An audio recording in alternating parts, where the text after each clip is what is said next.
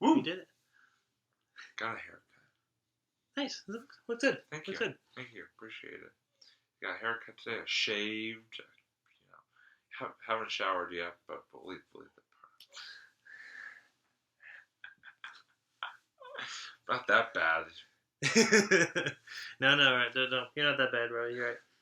Okay, now we can do the show. Here, hold on. Let me else. There, protect you. Do like a dividing Divider. Here we go. We'll just kind of heighten that thing here. Just, well, so much for that.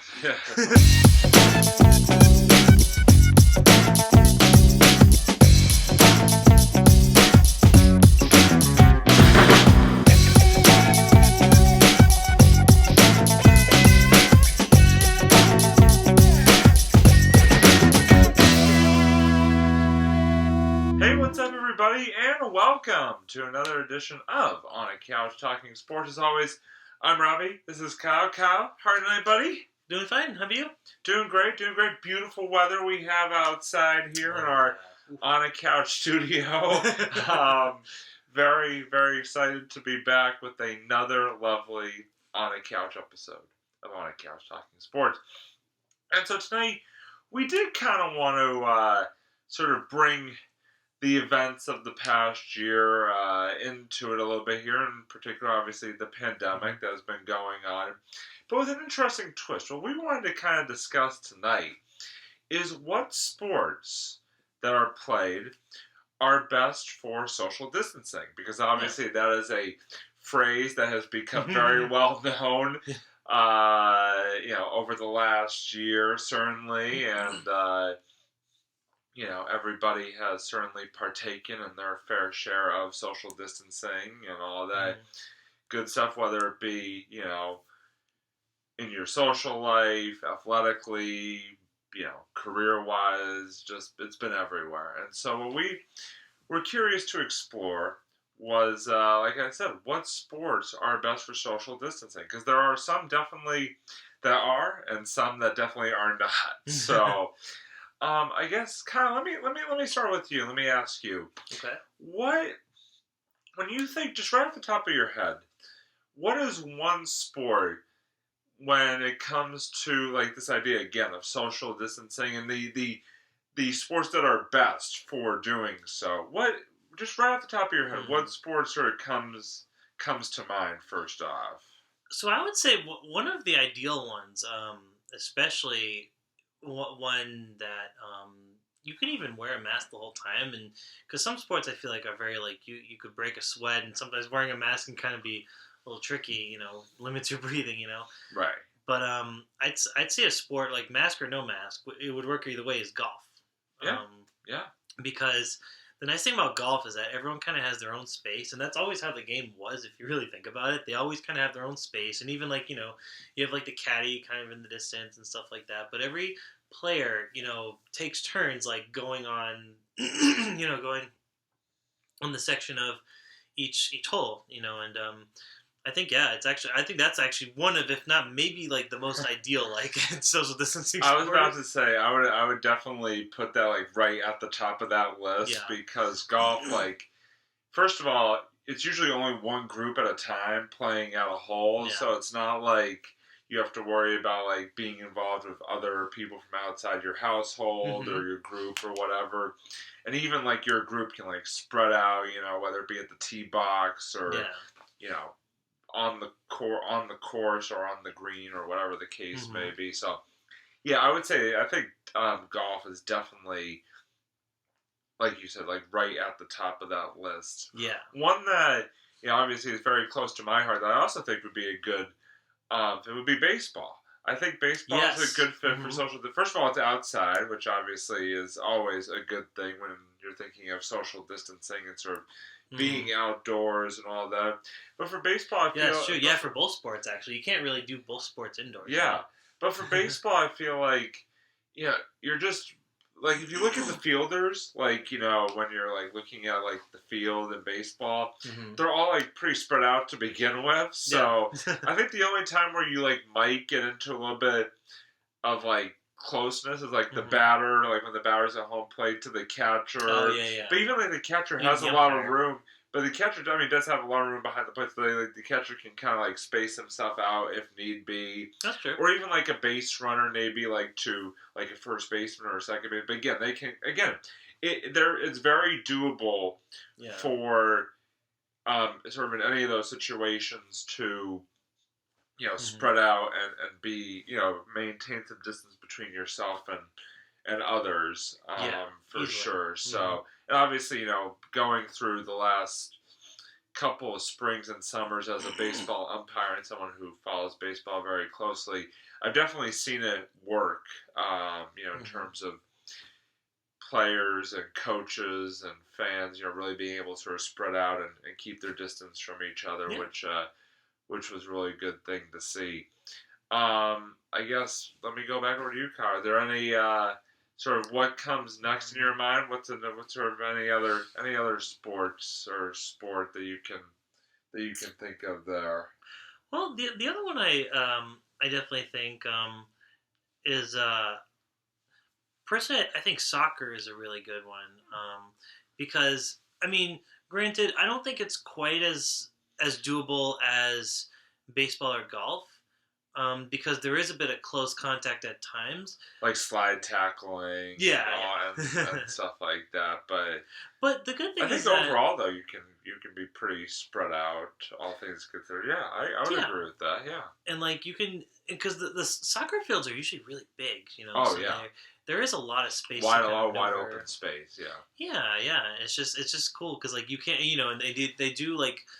I feel like they do make more long distance passing to their teammates as opposed to some other, because like when you think of a sport like basketball, now don't get me wrong, I love basketball, but I think when it comes to like because it's in a smaller kind of like venue, in a smaller type of setting, it's a lot more close. Whereas like soccer, because it's more spread out, the arenas are just so much bigger.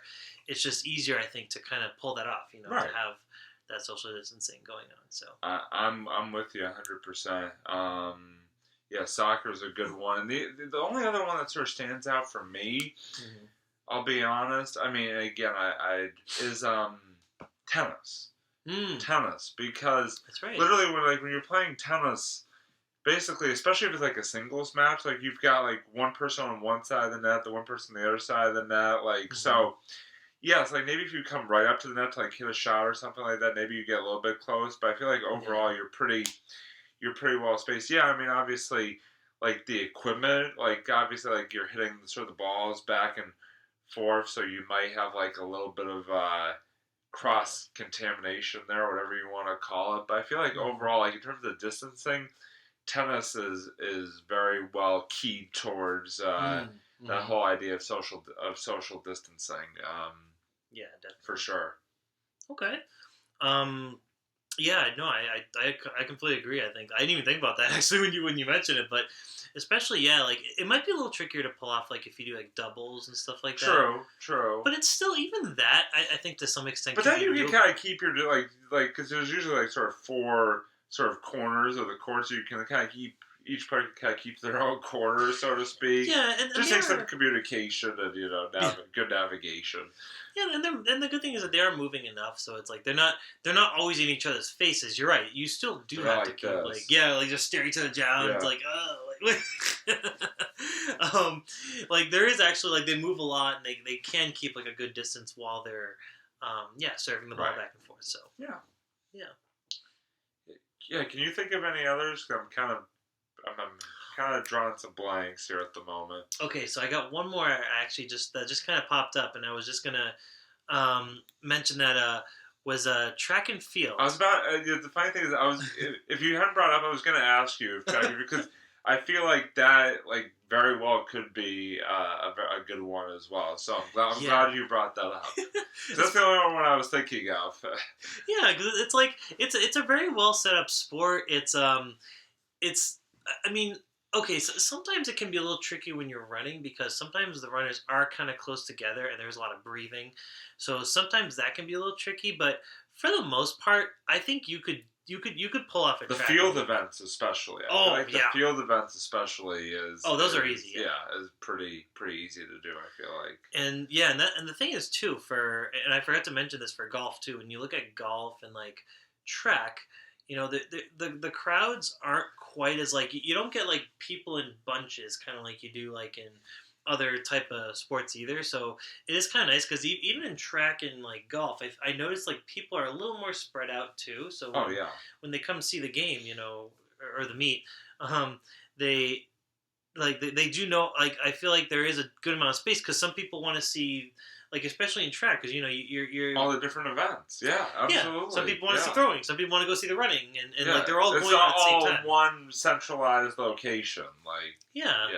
And like maybe indoor track you could maybe do, but I think outdoor track is definitely way more feasible for. What is interesting though, like at least in our state, for the high school this year, they actually did indoor track outdoors. Oh, that's right. I think they did during the spring, like or sort of during like the late winter, like early spring, so as not to be like the prime cold, obviously. But they did it. They did indoor track outdoors this year. So, there you go. Hey, that's a problem solved, right? It was good timing because they had the good weather and everything, and especially this time of year, it's a great time to do track, whether you do indoor or outdoor, and the weather just gets so much better, from like May on, and I think it's very doable.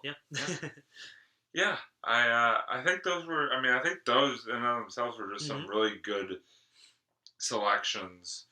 I'm sure there might be others that we're just not thinking of. 'Cause, there's so many sports out there that you could talk about. We could do literally, 5 different shows on like all the sports out there and their social distancing feasibility, so to speak. But we won't go too far down the rabbit hole. But definitely. And if you guys feel like you can think of any sports that we didn't talk about tonight, definitely drop us a comment. Drop us on Facebook, Twitter, YouTube, Instagram, Smoke Signals, whatever. Send us a certified letter, whatever the case may be. But it's like I said, we definitely hit on some good ones. Yes. And I feel like in a future episode we should probably do, if we're gonna do the ones, I think for a future episode we'll definitely do the sports that are the worst for social distancing. That'd be a good one. Yeah, that'll be a good one coming down the pike. Definitely a part 2 to our to our sort of discussion here. But we're all right. We're putting it in the book. Put it in the book. in our hypothetical book. Yeah, right up here. Yep. But we are going to move on to sort of the end portion of our episode, as we always do. And I will actually start this week with the Robbie's pre-show food review, because we had another personal favorite tonight. Good old China Sky in Winchester, Massachusetts, formerly of Wellesley, Massachusetts, now located in Winchester. It was an old favorite from back in our middle and high school days, and we're lucky enough a few years ago to have found it again in Winchester, which is just down the street from where Kyle lives here. So we did some good old-fashioned takeout, and it was delicious as always. I got the dumplings and the shrimp fried rice, which were to die for, and actually our buddy Jerome, shout out Jerome, he joined us as well for.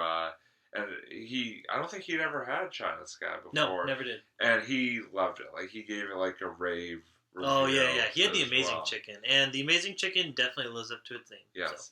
So. And Kyle, you want to talk about what you had? Yes. So first of all, I had the scallion pancakes, which were mind-blowingly great. Like, some of the best scallion pancakes I've ever had. And of course, their sesame chicken. I don't know what kind of sauce they use, but it's a sauce unlike any other. I think it's the same sauce they use for the sesame shrimp as well. And the sesame shrimp is always really good there. So, but like when you compare it to like other restaurants, I've never seen any restaurants really have that like style or like color of sauce. And the chicken is like, and like the shrimp, they're very lightly fried, so they're not like, you don't feel like you're like biting into like so much like oil and batter. It's like it just tastes really They just nail it. Nailed it. No, it was excellent as always. So big time shout out to China Sky and Winchester, definitely go give them some business, because we definitely give them 2 thumbs up. Definitely. All right, now over to my co-host here, Kyle, for another ravishing. No, I can't speak tonight, folks. Another lovely edition. I'm just going to use that word because I don't know where I was going otherwise. Lovely edition of the Sue's Reviews. Kyle, take it away for us. All right, so this week I wanted to review a series. I haven't really reviewed many series lately, but Jerome and I especially have been catching up on a lot of different series that are out. So I wanted to quickly talk about this one that kind of took us by surprise. It's this one you can find on Amazon Prime. It's called Invincible. So it's based on a comic book of the same name, obviously, and it's about a superhero who. He's the son of a very well established, very famous superhero called Omni-Man. That's his name, yeah. So Invincible trains with Omni-Man, and he wants to be the best hero he can be, and he ends up, and the show even has kind of their own sort of prototype Justice League and everything. It's really funny, or not prototype. What's the word? Like they're kind of like knockoff Justice League, and it's pretty brilliant. And the first episode really does a good job at establishing all the characters, and I like the whole family dynamic of the show. That's really what works for me. Because this kid Invincible, he's kind of like, he has traits like Spider-Man, where he's in high school, so he's dealing with a lot of high school problems, but he's also dealing with the problems of being a superhero and everything. And I really like how the show it really does a good job at that. But I will warn you, don't bring your kids to see the show.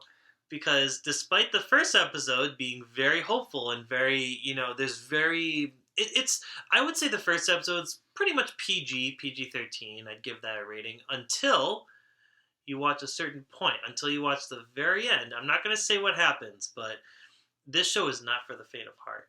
And like you will see right away that at the end of the first episode that there like something happens, and your jaw's going to hit the floor. I'm not even joking.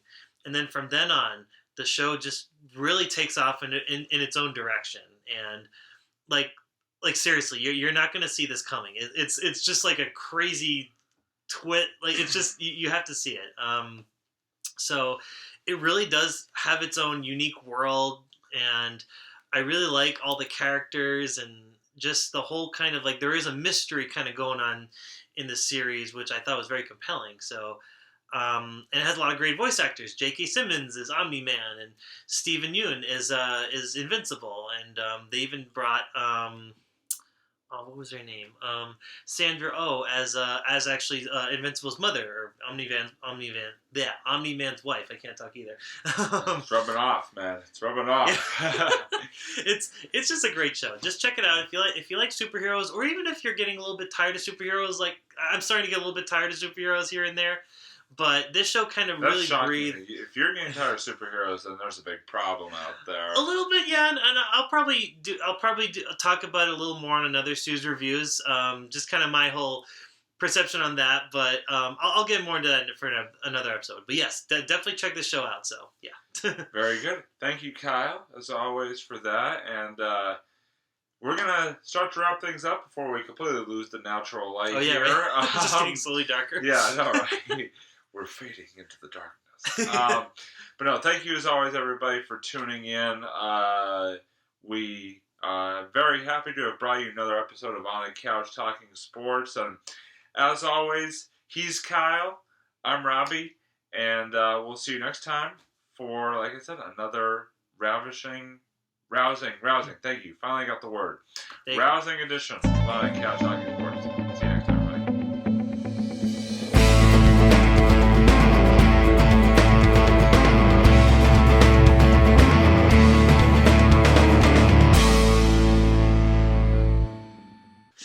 Nope.